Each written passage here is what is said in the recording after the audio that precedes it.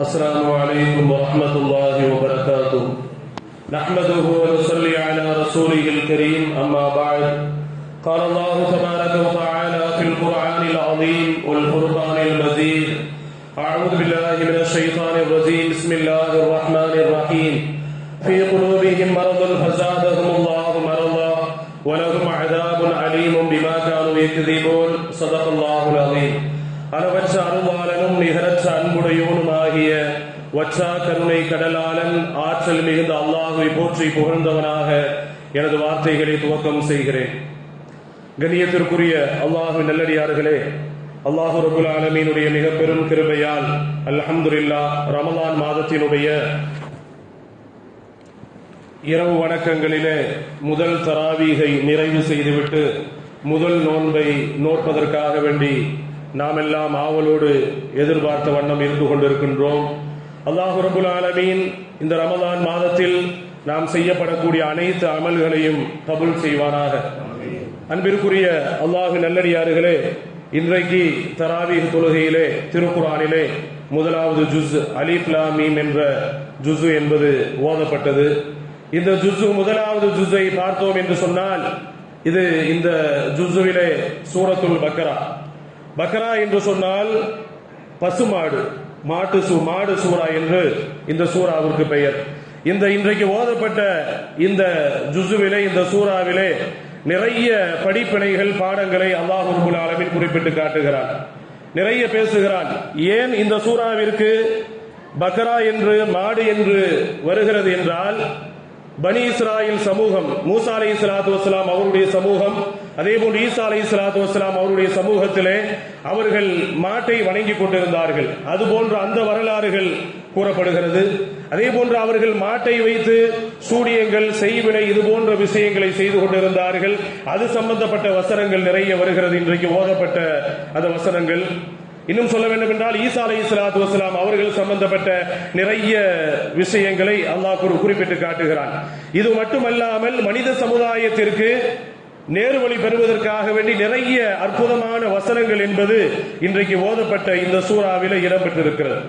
அதிலும் குறிப்பாக இந்த அலிஃப் லாம் மீம் என்ற இந்த முதலாவது ஜுஸ்ஸிலே, சூரத்துல் பக்ராவிலே அல்லாஹ் ரப்பல் ஆலமீன் ஈமானை குறித்து அதிகமாக பேசுகிறான். ஈமான் என்றால் என்ன? ஈமான் உள்ளவர்கள் அவர்கள் எப்படிப்பட்டவர்கள், என்னென்ன காரியங்கள் செய்தால் ஈமான் என்பது போய்விடும் என்று நிறைய விஷயங்களை பேசுகிறார் அல்லாஹ் ரப்பல் ஆலமீன்.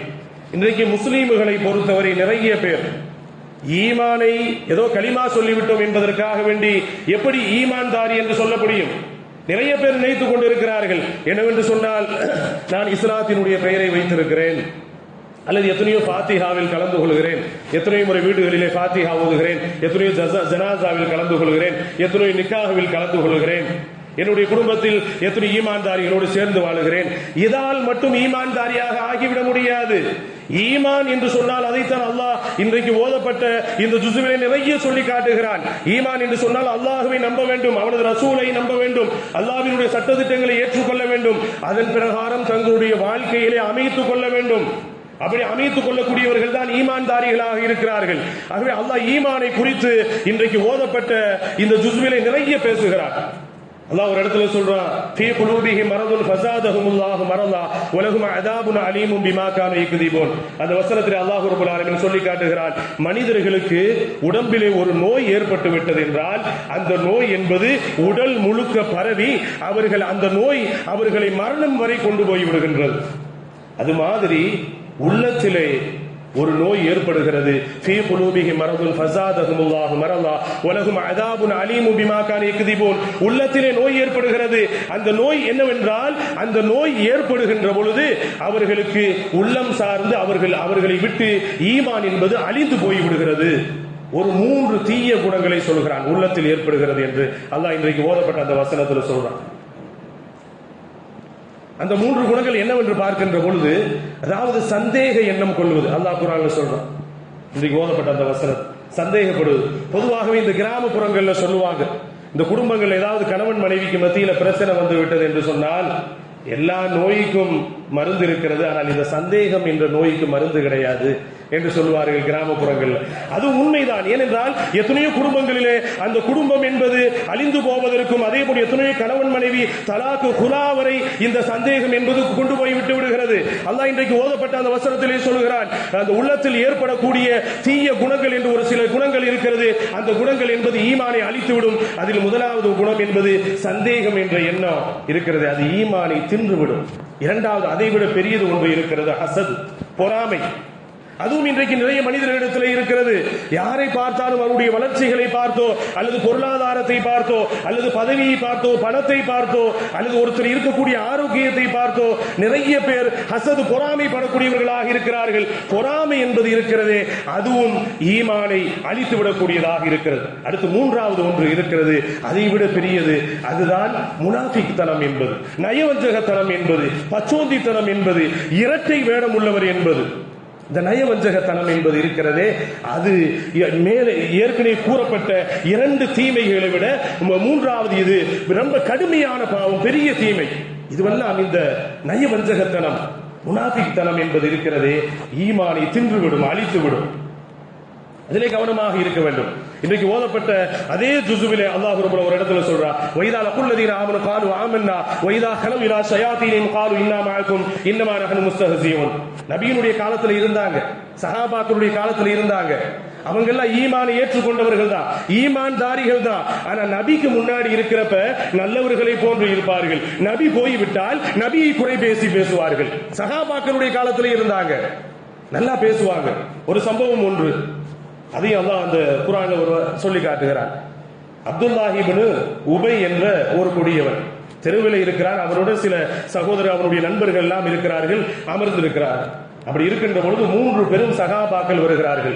அபூபக்கர் சித்திக் ரலியல்லாஹு தஆலா, உமர் ரலியல்லாஹு தஆலா, அலி ரலியல்லாஹு தஆலா, மூன்று சகாபாக்கள் வருகிறார்கள். வருகின்ற பொழுது இந்த அப்துல்லாஹ் இப்னு உபை என்பவன் தன்னுடைய சகாக்களிடம் சொல்கிறான், அதோ வருகிறார்கள் பார் முட்டாள்கள், நஅஊது பில்லாஹ், பெரும் சகாபாக்கள், அதோ வருகிறார்களே மூடர்கள், முட்டாள்கள், அவர்களை எப்படி நான் மடக்குகிறேன் என்று பார், எப்படி பேசுகிறேன் என்று பார், அதுபோன்று நீங்கள் நடந்து கொள்ள வேண்டும்.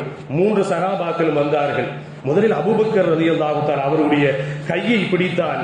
உபை இப்னு அப்துல்லாஹ் இப்னு உபை கையை பிடித்து சொன்னான், அபூபக்கர் அவர்களை நீங்கள் யார் என்று தெரியுமா? ஹஜ்ரத் முஹம்மது ஸல்லல்லாஹு அலைஹி வஸல்லம் அவர்களுக்கு உற்ற தோழர், நீங்கள் குகையில் இருந்தவர், நீங்கள் சித்தீக்கானவர், நீங்கள் எவ்வளவு நெருக்கமானவர் நபிக்கு, உங்களுடைய வருகை நல்ல வருகையாக உண்டாகட்டும் என்று சொன்னார் அப்துல்லாஹ் இப்னு உபை. இரண்டாவதாக உமர் ரலியல்லாஹு தஆலா அவருடைய கையை பிடித்தார். அவருடைய கையை பிடித்து சொன்னான், உமர் அவர்களே, நீங்கள் சாதாரணமான ஆளா? நீங்க இந்த முஹம்மது ஸல்லல்லாஹு அலைஹி வஸல்லம் அவர்களுக்கு எவ்வளவு உறுதுணையாக இருக்கிறீர்கள் இந்த ஈமானுக்கு, இஸ்லாத்திற்காக வேண்டி. நீங்கள் உமரே, நீங்கள் ஃபாரூக் ஆவீர்கள் என்று அவர்களை புகழ்ந்து பேசி உங்களுக்கு வாழ்த்து உண்டாகட்டும் என்று சொன்னார். மூன்றாவதாக அலி ரலியல்லாஹு தஆலா அவருடைய கையை பிடித்தார். பிடித்துவிட்டு சொன்னார், அலி அவர்களே, நீங்கள் எவ்வளவு பெரிய வீரர், நீங்கள் சாதாரணமான ஆளா? நீங்கள் முஹம்மது ஸல்லல்லாஹு அலைஹி வஸல்லம் அவருடைய மருமகனாக இருக்கிறீர்கள், உங்களுடைய வருகை நல்ல வருகையாக உண்டாகட்டும், உங்களுக்கு வாழ்த்து உண்டாகட்டும் என்று அந்த அப்துல்லாஹ் இப்னு உபை மூன்று பேரிடத்திலும் இவ்வளவு பவ்யமாக ஒரு அன்போடு பாசத்தோடு இருப்பது போன்று பேசினார். மூன்று சகாபாக்களும் போய்விட்டார்கள். போன பின்பு தன்னுடைய சக தோழர்களோடு சொன்னார், நான் எப்படி நடந்து கொண்டேன் என்று பார்த்தீர்களா? அவர்கள் இருக்கிறார்கள் முட்டாள்கள், பைத்தியக்காரர்கள், அவர்கள் முன்னால் இப்படித்தான் நடந்து கொள்ள வேண்டும் என்று சொல்லி பேசினான். அந்த வசனத்தை அல்லாஹ் சொல்லி காட்டுகிறான். ஆகவே ஈமானை அழிக்கக்கூடிய விஷயங்கள், தின்னக்கூடிய விஷயங்கள் என்பது இந்த மூன்று குணங்கள் என்பது இருக்கிறது. சந்தேகம் என்பது, பொறாமை என்பது, நயவஞ்சகத்தனம் என்பது, இந்த மூன்றும் ஈமானை தின்றுவிடக்கூடியதாக இருக்கிறது. ஆகவே ஈமான் என்பது ரொம்ப முக்கியமானதாக இருக்கிறது. ஈமான் போய்விட்டது என்றால் இந்த உலகத்தில் நாம் வாழ்ந்து பிரயோஜனம் இல்லை. ஆகவே ஈமானோடு வாழ்ந்து ஈமானோடு மரணிக்கக்கூடிய ஒரு நல்ல பாக்கியத்தை அல்லாஹ் ரப்பல் ஆலமீன் நம் அனைவருக்கும் வழங்குவானாக. அல்லாஹ் ரப்பல் ஆலமீன் இந்த வரக்கூடிய இந்த ரமலானுடைய மாதத்திலே பரிபூரணமான முறையிலே அமல்கள் செய்து பரிபூரணமான முறையில் நிரப்பமான முறையிலே அல்லாஹ்விடத்தில் கூலியை பெறுவதற்கு அல்லாஹ் ரப்பல் ஆலமீன் அருள் புரிவானாக. அல்லாஹும்ம ரஹம்னா பிரஹ்மதிக யா அர்ஹமர் ராஹிமீன். அல்லாஹும்ம ரப்பி ரஹ்முஹுமா கமா ரப்பயானி ஸகீரா. ரப்பனா ஹப் லனா மின் அஸ்வாஜினா வ ذُرِّيَّاتِنَا قُرَّةَ أَعْيُنٍ وَاجْعَلْنَا لِلْمُتَّقِينَ إِمَامًا. ربنا آتنا في الدنيا حسنة وفي الآخرة حسنة وقنا عذاب النار. وصلى الله تعالى وسلم على خير خلقه سيدنا محمد وعلى آله وصحبه أجمعين والحمد لله رب العالمين. அதே போன்று கண்ணியத்திற்குரிய அல்லாஹ்வின் நல்லடியார்களே, இன்ஷா அல்லாஹ் சஹருடைய முடிவு நேரம் என்பது ஃபஜ்ருடைய பாங்குக்கு 20 நிமிஷத்திற்கு முன்பு, அதாவது 5 மணிக்கு சஹருடைய முடிவு நேரம். அதே போன்று இன்ஷா அல்லாஹ் நாளையிலிருந்து ஃபஜ்ர் தொழுகை ரமலானுடைய மாதத்தில் 5:20க்கு பாங்கு, 5:40க்கு இமாம் ஜமாத். அஸ்ஸலாமு அலைக்கும் வரஹ்மத்துல்லாஹி வபரகாத்துஹு.